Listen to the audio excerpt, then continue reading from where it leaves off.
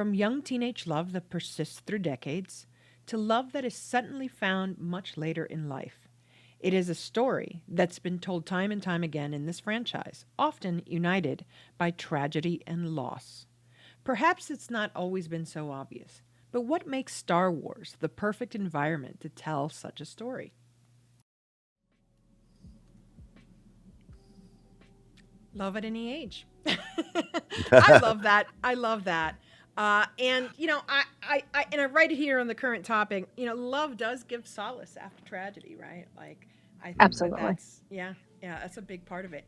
And so, we start talking about, I can't, talk about love at any age without talking about Nora and Wedge and their characters, because they have been friends for a long time, and Absolutely. they were both involved with the Rebel Alliance, leaders in some instances and became leaders of Rebel Alliance, and then on when the Republic was formed.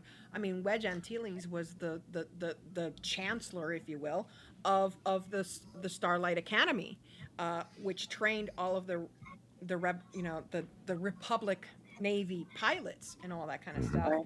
And for Nora being an ace pilot herself, I mean, she's so capable, Right. so independent, she's so strong, and she had this moment in her time where her husband Brenton was a prisoner of war, Absolutely. and she was like, I have to go get him.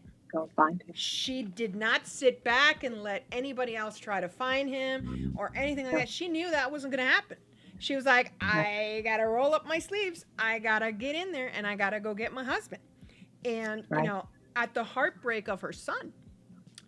right? Because she had to leave her son, um, you know, she had to leave her son behind with her sister and her sister's wife, Right. and in the planet of Akiva, their home planet, and Right. and go try to find where could they have taken him, right?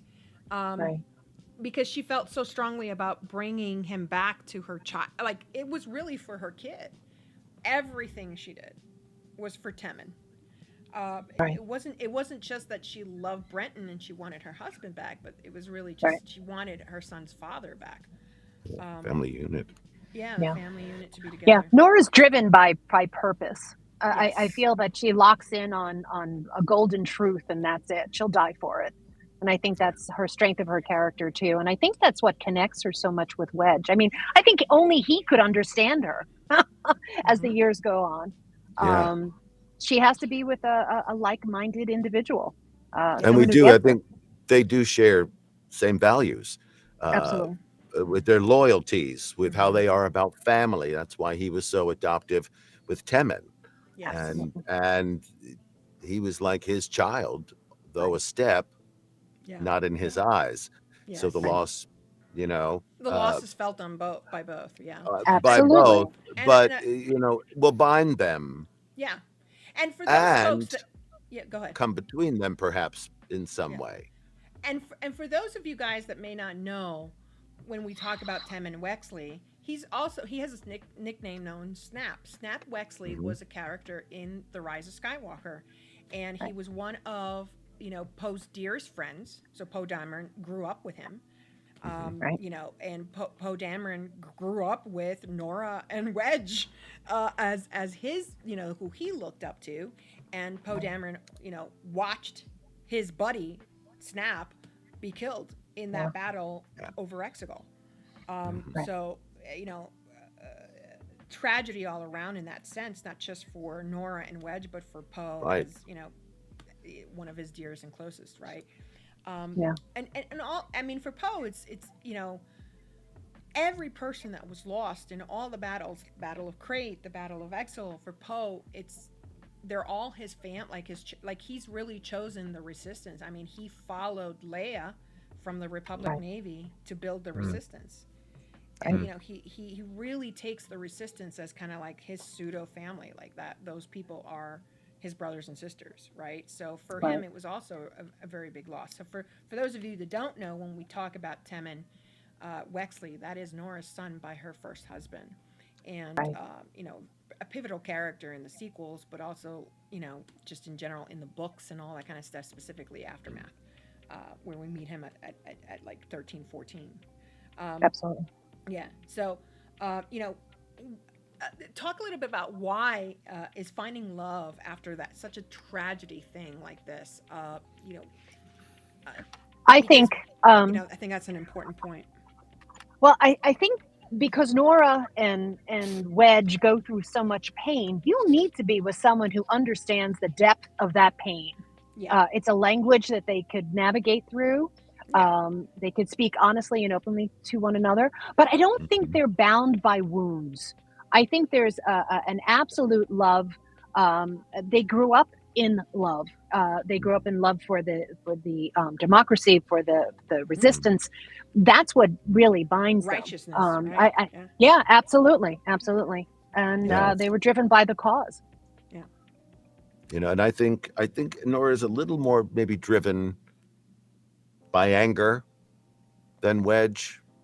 Wedge kind of understands how, not that he understands more than, she's quite capable pilot, and he doesn't have really anything on Nora in terms of military talent, Mhm. but you know uh, he is apt to see things maybe a little further down the road than she is right now, than where she might be, and can help her bring her back, and in turn heal himself.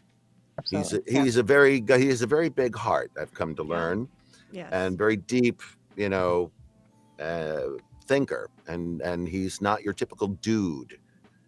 He And really is he's a very much a deep leader. man. Yeah. And he's Yes, very much a and leader, right? And yes, he has I think one of Wedge's best traits is he is able to think through a situation very quickly.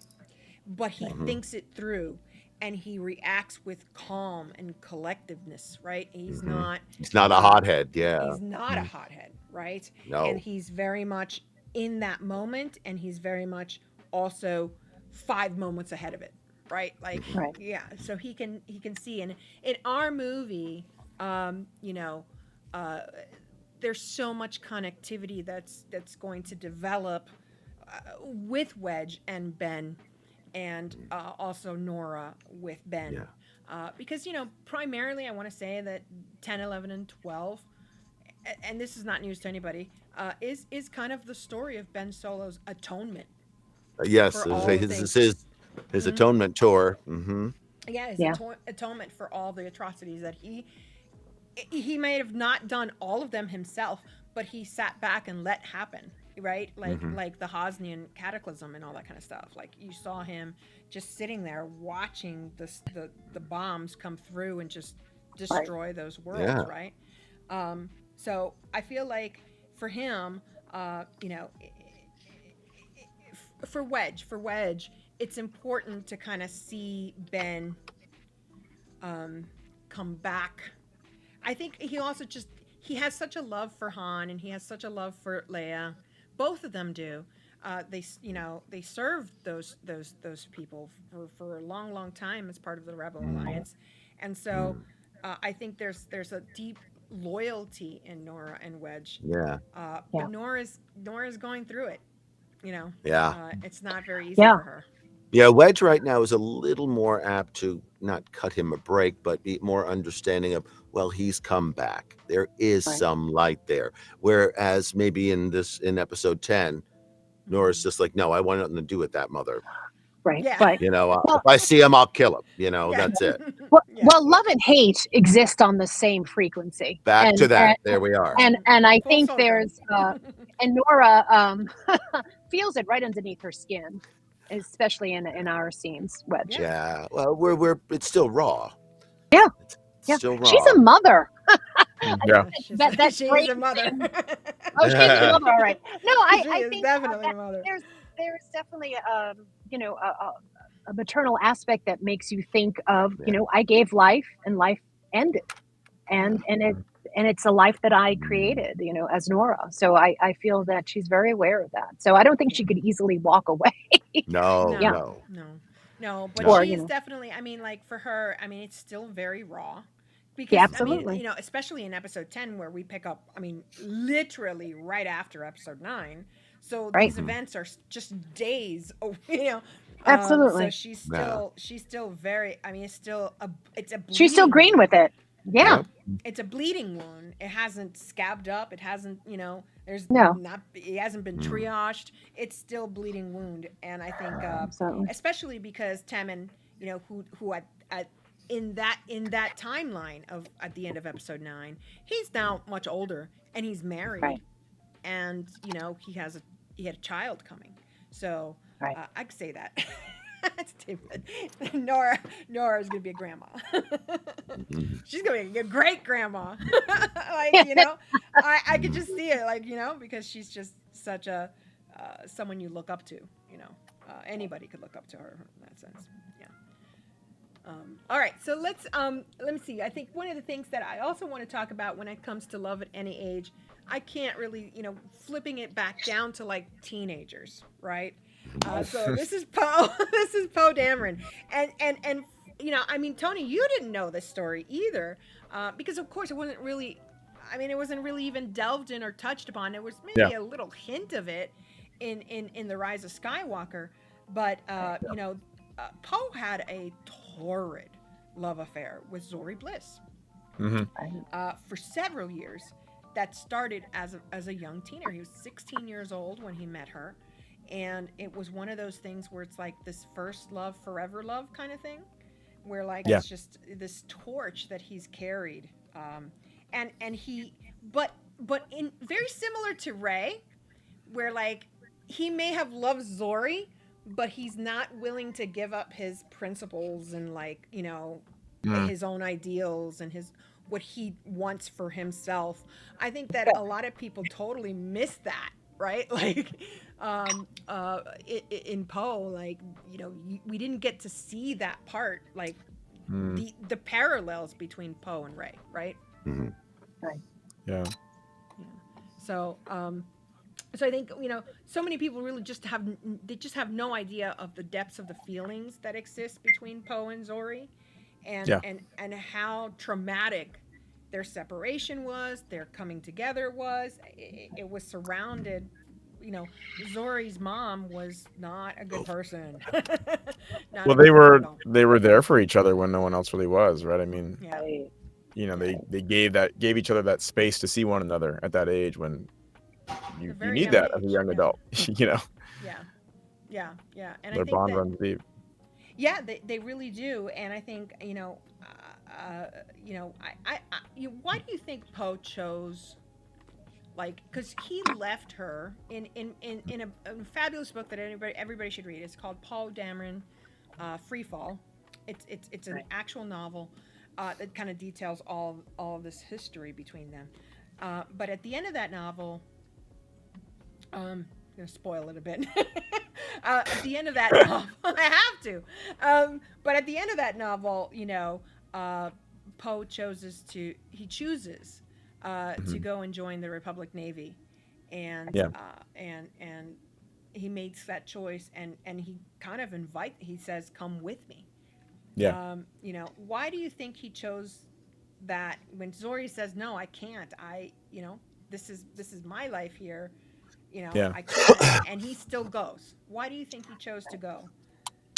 Well, I think he has those morals that were in conflict, and I think at that age, you could ask any other day, and he might have decided to stay. Yeah. It sort of reminds me of the high schoolers that are getting accepted into different colleges, and it's do I go to the academically? What's the better decision, or where I feel emotionally? Emotions. Yeah.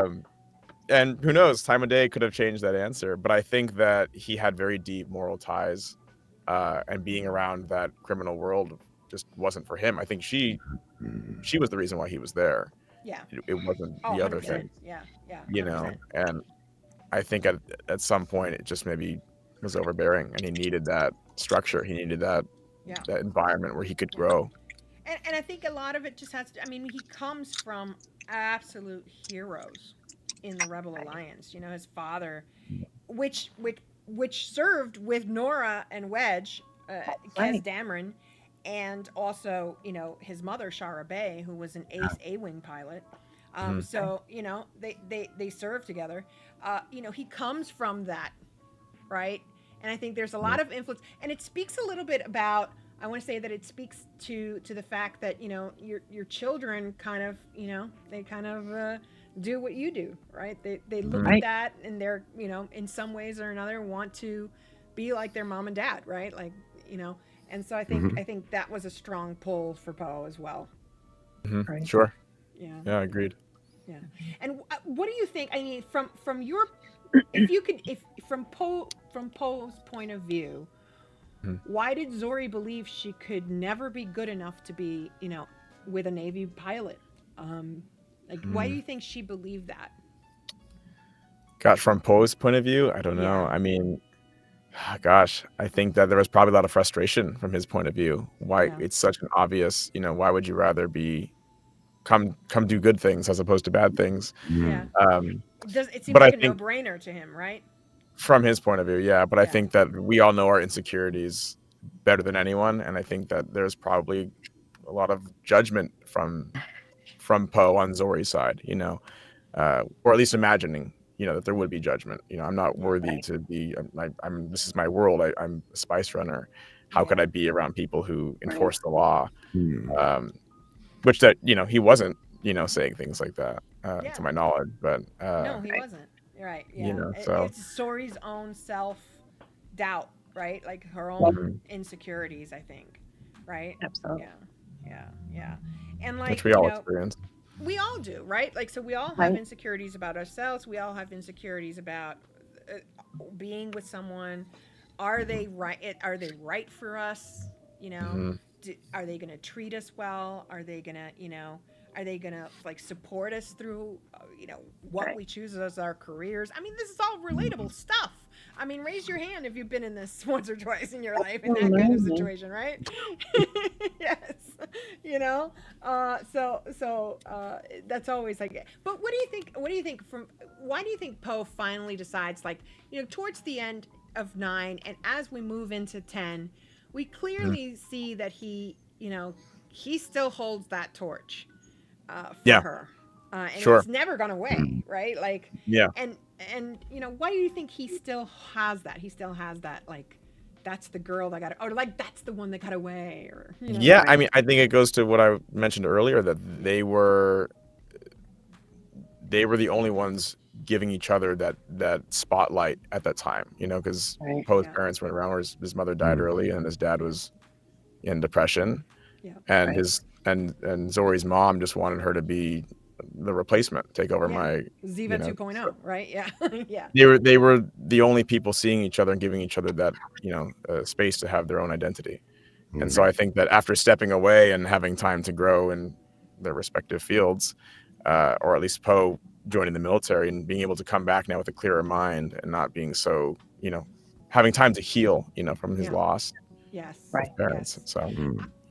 And Thomas Bartholomew, he says, Poe Dameron was the most interesting character I found in The Force Awakens. I just wanted more of him. So guess what? You get more of Poe. more of his story, right? Here we go. So, and we get deep with him, like he's now a general. And I think one thing that is very clear that I wanted when I wrote him, was for him to be accepting of the fact that he is both General Dameron and Zori's, and also a man on his own that has feelings and loves someone. And, I think, for a long time, Poe might have just seen, it's either this or that. Yeah, sure. And when I was writing that story, I wanted folks to get the impression that he is making the decision that he can be both, right? So yeah. I love that Zorii challenges him on that, constantly. You're not there for me, where were you, blah blah blah. And he, it's just it's not that one is more at the fault than the other. They were both going through their own stuff. Yes. Maddie and Dan in the comments, just as always. You're so connected. They're always like talking about it. That's the behind the scenes version. Yes, Poe and Finn. Yeah, we wanted some of that. Dan. Yes, more of Poe. Absolutely. The rocks. bloopers, He's maybe. great. Yeah. Yes, we have so many. For sure. The director's cut. I love it. Yeah. Tom agrees. He's like, I liked Poe as well. I thought they could had delved more into his background, or his backstory, or even given him a bigger part. I agree. And Oscar Isaac. I mean, I love Oscar. So great. Right. So great. Yeah. You know, just the little nuances that he brought to that was just really, Absolutely. really amazing. Great And actor. yeah, he is. He's an incredible actor. He really is. And I don't know if you guys have gotten a chance to see Moon Knight, the TV series from Yes. Marvel. Not yet. He was fantastic in that. I mean, talk about having the acting chops to play someone with multiple personality disorder. Like that's that's pretty heavy. That's pretty heavy stuff. So you really gotta bring it in there. But I just love his story. I think that we do him the service of expanding him without diminishing him, right? Without having to say, oh, we're gonna take Poe down to raise Zorii up, or like I don't want to get into that too much, but it's like, oh, it's woke kind of thing. No, we elevate Poe. And because we elevate Poe, Zorii follows, right? And and she eventually makes that decision to she's going to do right? She's going to change her ways and do right. So, did we lose Dan? We lost Dan. Apologies, someone stepped in. I had to turn on the camera for a second. No problem. Was it Zorii? Slight interruption. Sorry. Sorry. I'm not currently Zorii at just walked in. gunpoint, so I know. not Maddie's Zorii. like, wait, what? No, not my man. I love that. I'm stirring the pot. He's staring the pot. Troublemaker. The sequel trilogy wasted Poe and Finn, two interesting characters that were shoved aside for nothing. I agree with that, Kings. It's one of the reasons why I've really dove into Poe and dove into Finn, and I've said this before. I fully intend to make Finn a Jedi. Like I felt like that's where we were going to go with him, and I never understood why we didn't. Right? Yeah, from the moment he picked up that lightsaber, it was like, okay, here we go. Yes, this is the start. Here we go, right?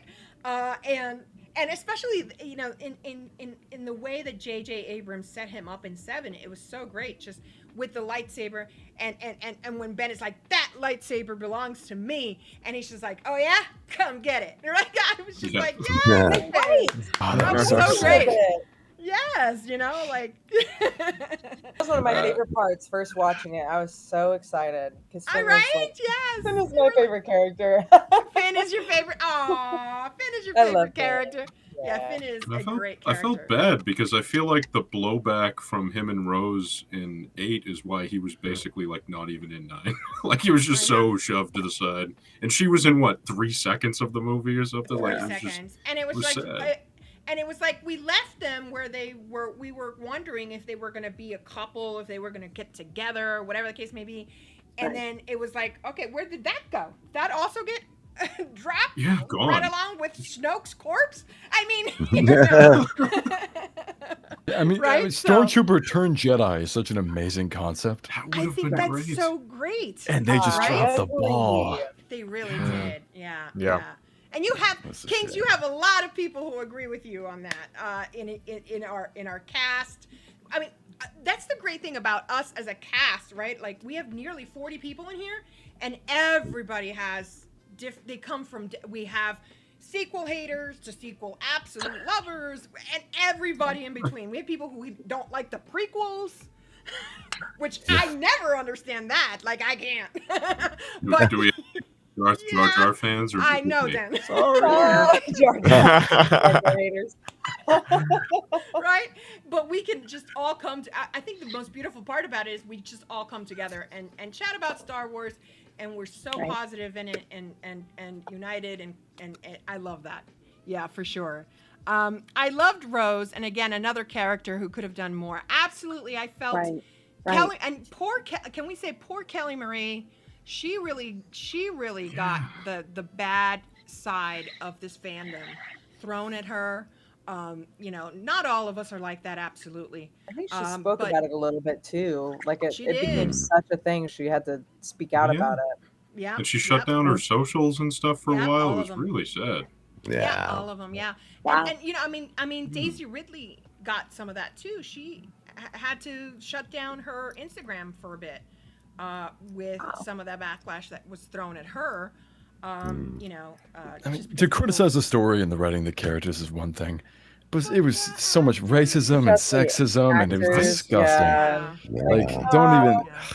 Yeah. And a lot of the time, yeah, it's exactly that. Even if the actors did a fine job, if they didn't like the characters writing in the story, they come after the actor for it. I mean, you know, an actor It's unreal. Yeah. And you know, an actor is just a vehicle by which a storyteller tells their story. So Right. if you have great lines, a great character arc, and all that good stuff, guess what? The people are going to love your portrayal. But if you don't have those foundations, which, to be Yeah. honest with you, in a lot of parts of the sequel trilogy, these actors didn't have a lot to work with. Right. And so they did the best that they could. So I think that was something. But I want to know more about Poe, and I want to know more about Finn, and I want to know, you know, Rose gets a little. She's just a little part of episode 10, but she gets expanded way more into episode 11. We see her, you know, really rise and you know, take the reins. So we Yes, can't wait to see good. that. All right, guys. Well, let's talk about A Jedi and a Night Sister together again. A Jedi falls in love with a redeemed Darksider. Sound familiar? Video games have been the playground for this type of story. In the Knights of the Old Republic video game, we see Bastila Shan, that's for you, kings, fall in love with Darth Revan. And history repeats itself in the Jedi video game series, recently confirmed in its sequel, Jedi Survivor. Why do opposites attract? And why is it that video games most often showcase that trope so well?